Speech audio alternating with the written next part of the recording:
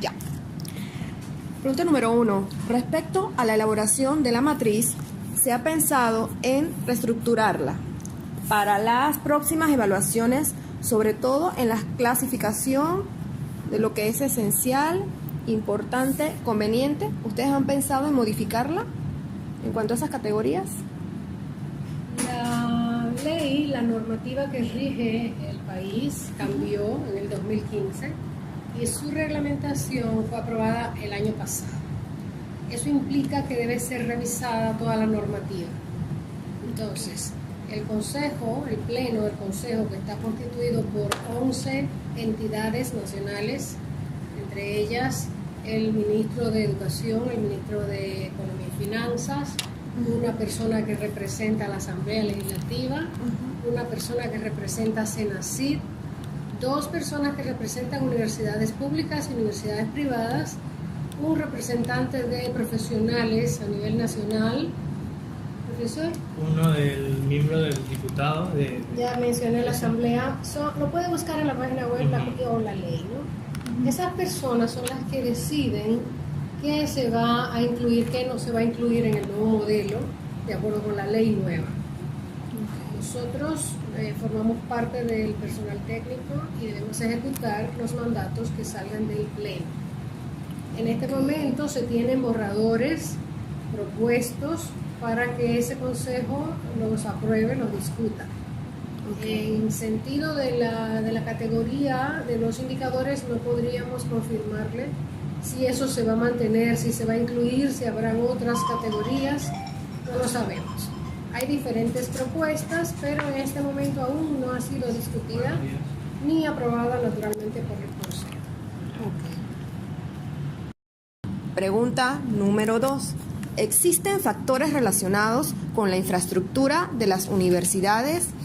En ese sentido, ¿cómo se explica que las universidades estatales ya acreditadas tengan problemas de infraestructura en comparación con universidades particulares, algunas de las cuales ya han sido clausuradas? Bien, en cuanto a los factores de nuestro modelo, tanto para institucional y de carreras, existe lo que es el factor de gestión. En el caso de institucional se denomina gestión institucional y para carreras sería gestión de la carrera. En ese factor incluye indicadores que hacen referencia a la parte de infraestructura. Correcto. Para el caso de las universidades particulares, quien tiene que velar por el cumplimiento de ciertas condiciones de lo mínimo para apertura de universidad es la Comisión Técnica de Desarrollo Académico, que es la conformación de las 5 universidades del Estado. Pero ya para temas de acreditación se ven temas puntuales más bien de infraestructura a nivel de accesibilidad, por ejemplo para las rampas de discapacitados, baños disponibles para discapacitados, pero no se ve exactamente, por ejemplo, el caso de bomberos y ese tema no se ve porque ya eso fue preaprobado, ya fue aprobado. Ya fue aprobado, claro, porque cada universidad cuando ingresa a los procesos ellas tienen que tener un informe favorable de la Comisión Técnica de Desarrollo Académico.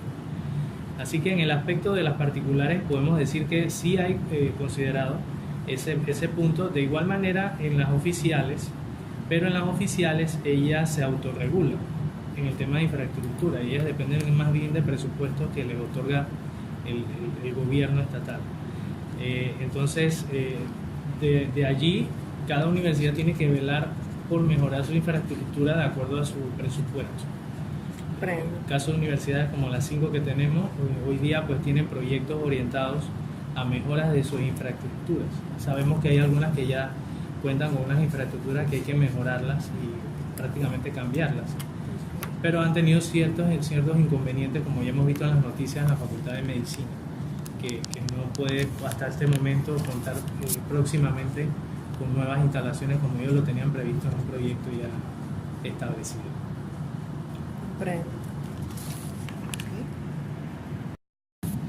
Tercera pregunta, en cuanto al aspecto tecnológico utilizado en el proceso de enseñanza-aprendizaje, encontramos la misma disparidad.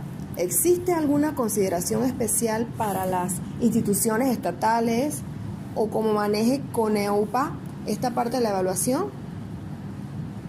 La matriz de evaluación de acreditación universitaria se aplica a todas las universidades. El CONEUPA, en ese proceso, para acreditar institucionalmente o de carreras, acreditación de carreras, aplica el instrumento a todas las universidades que entran al proceso, sean oficiales o particulares. Por igual. Se aplica por igual.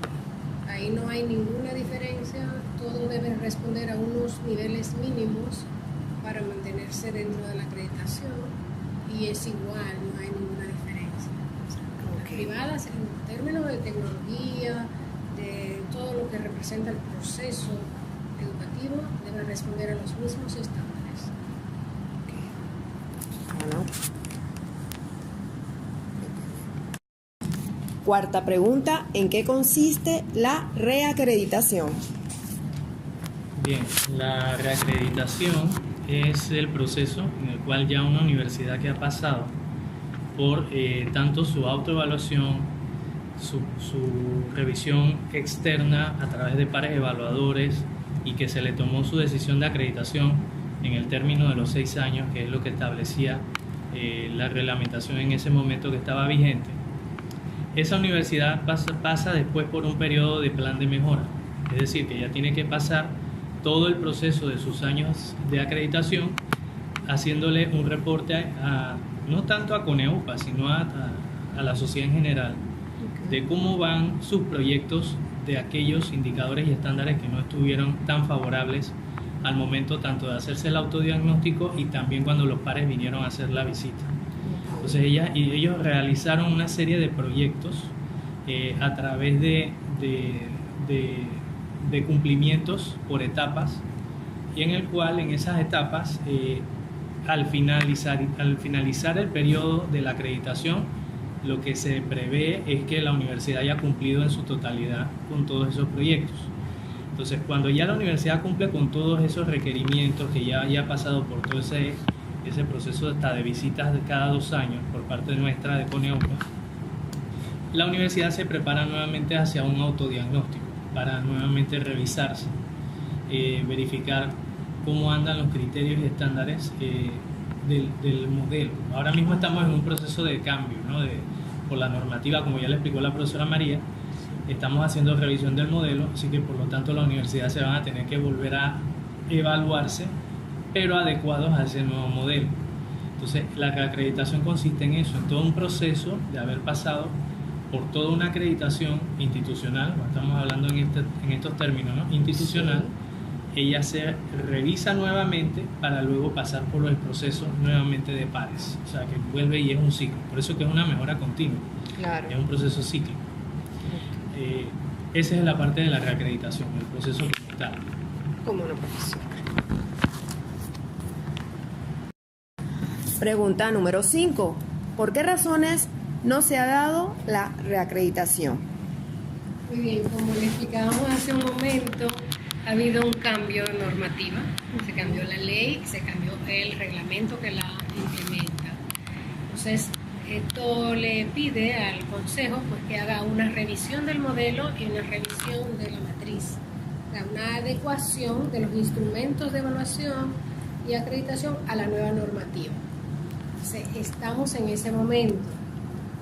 Se tienen varias propuestas, el Consejo todavía no las ha revisado ni las ha aprobado, y con ellas, con esas nuevas herramientas, es que se va a proceder a trabajar en el proceso de acreditación venidero. Como le explicaba el profesor, bienvenido Sáez, o sea, la vigencia, o sea, cuando la universidad se acredita, se le da una certificación por un periodo que en la ley anterior establecía que era de 6 años. Finalizados esos 6 años tenía que entrar nuevamente al proceso, la reacreditación que le explicábamos. Entonces, cuando entren, tienen que entrar con estos nuevos instrumentos, porque tienen que estar adecuados a la ley. Solo tengo una pregunta. Usted menciona, ¿verdad? Pasados los 6 años. ¿Ese proceso puede comenzar un poquito antes para que sea una sola fase? No. La certificación de acreditación tiene una fecha se publica en Gaceta Oficial. A partir de la fecha de su publicación comienza a regir el periodo otorgado. ¿Sí? Ok. Entonces, ponga, si se acreditó en el año 2013, tiene vigencia hasta el 2019. ¿Sí? 6 años dura la extensión de la vigencia.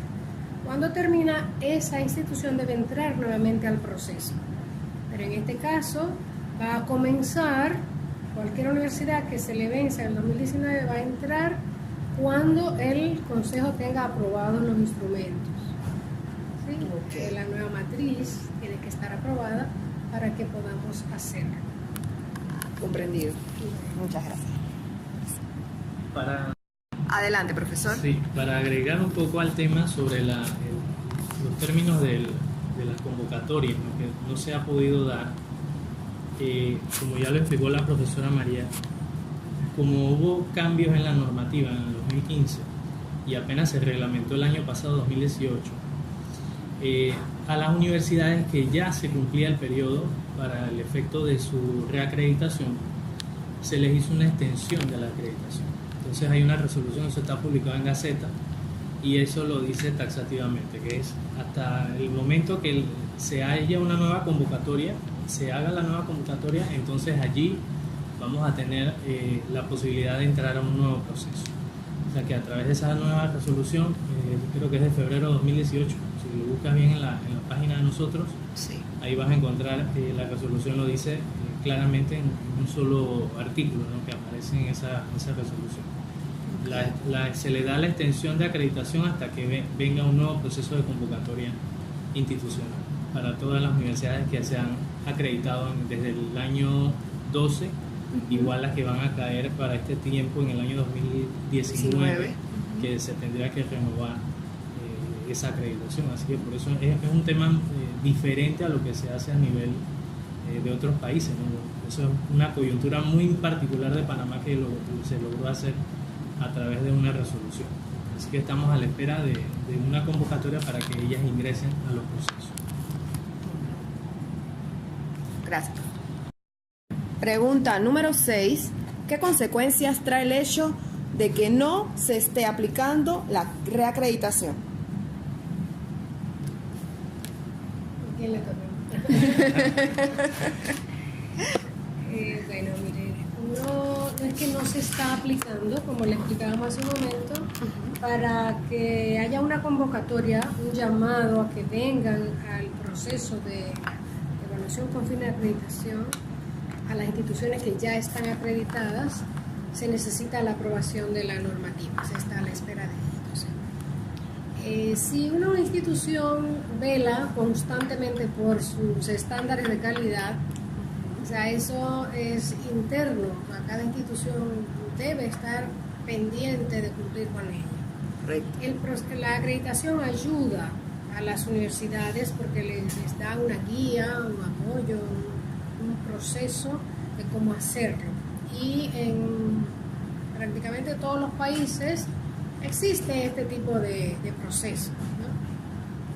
Si no se tiene y la universidad, pongamos, ya se le venció su vigencia el año pasado y se acogió a la resolución de extensión que explicábamos hace un momento, entonces internamente ella busca sus mecanismos para mantenerse en ese mejoramiento continuo.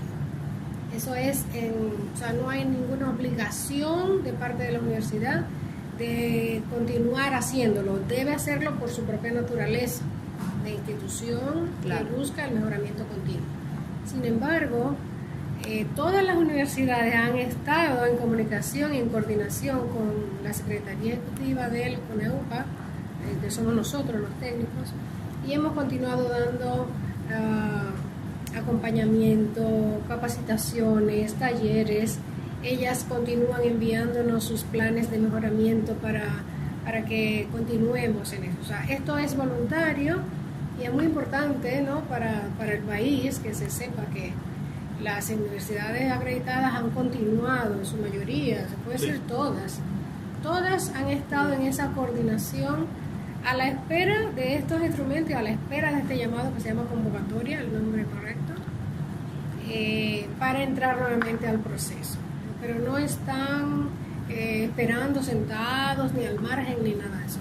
Tenemos esa satisfacción de que nos hemos mantenido en comunicación, nos visitan, nos llaman y podemos dar reporte de los avances que han tenido. Claro, esta parte es voluntaria, ellos no se les ha hecho un llamado, venga, tienen que hacer esto, sino que están participando por sí mismas en ese mejoramiento continuo. Eso es bueno, profesora. Por supuesto. Sí. En Panamá la acreditación institucional es obligatoria, a diferencia de muchos países que es voluntaria. Entonces, este tramo, a algunas universidades se le venció su vigencia el año pasado, entre febrero y, bueno, a partir de febrero más o menos comenzó a vencerse y ninguna de ellas se ha quedado, que bueno, volvemos a hablar cuando hagan la convocatoria. Todas han continuado pendientes de capacitaciones a su personal, porque también en Panamá hay una muy alta rotación del personal técnico en las universidades. Entonces ellas manifiestan esa preocupación y nos llaman, les capacitamos, les realizamos sus planes y tenemos esa satisfacción de que, aunque todavía no tenemos los instrumentos, por lo reciente del decreto que aprobó la reglamentación, que fue agosto del 2018, o sea, tenemos realmente muy poco tiempo con la reglamentación aprobada. Es el decreto 539 de 30 de agosto del 2018. O sea, tenemos septiembre, octubre, noviembre, diciembre, enero, 5 meses con el reglamento. Entonces, por eso no tenemos todavía la normativa ni los instrumentos para proceder con la convocatoria. Pero en esos 5 meses, las universidades han continuado trabajando. Eso es bueno. Es iniciativa propia, voluntad propia en mejorar su calidad. Eso también, ¿cómo le diría? Destaca el renombre de la universidad. Por supuesto. Porque nosotros los estudiantes también buscamos universidades que sean completas y que no, por ejemplo, que los planes de estudio sean completos, porque ya si uno está estudiando, valga la redundancia, está invirtiendo su tiempo, quiere aprender, pues que sea completo, que sea de calidad, pues. Sí, el estudiante se incorpore en este proceso, ¿no? de ver qué está pasando con su preparación, con las facilidades que le ofrecen las universidades, es sumamente importante. Sí, por supuesto. Que el estudiante se empodere y que vele también por su inversión, como dice usted. Correcto. Gracias, profesora. Pregunta número 7. ¿Qué pasaría si a una universidad acreditada no se le acredita una de sus carreras? Bien, en esos casos el Consejo es el que toma las decisiones de acreditación para Panamá.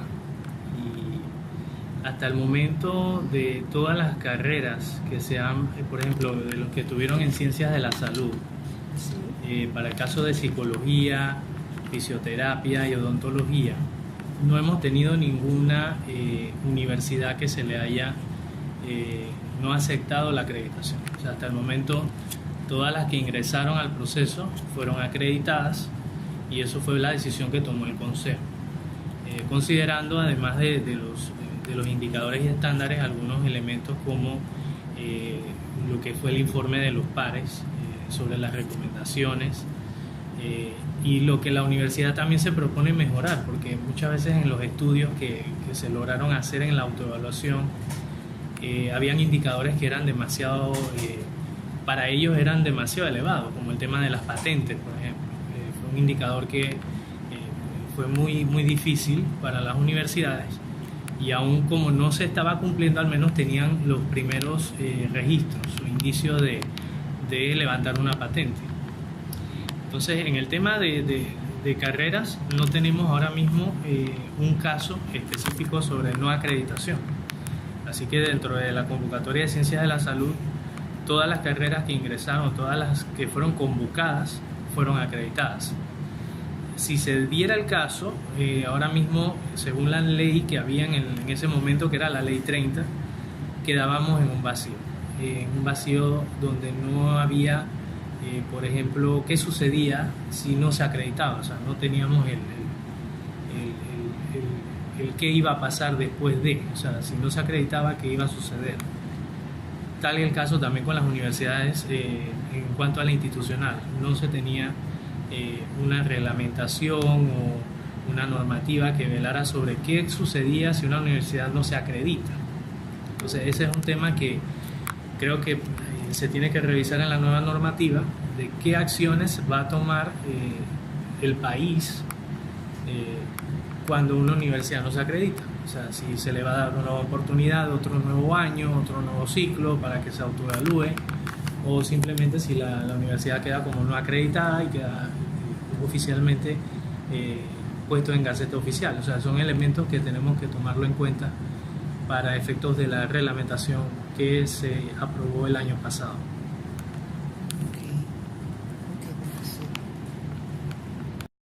Pregunta número 8. ¿Qué alternativas ofrece CONAUPA en estos casos?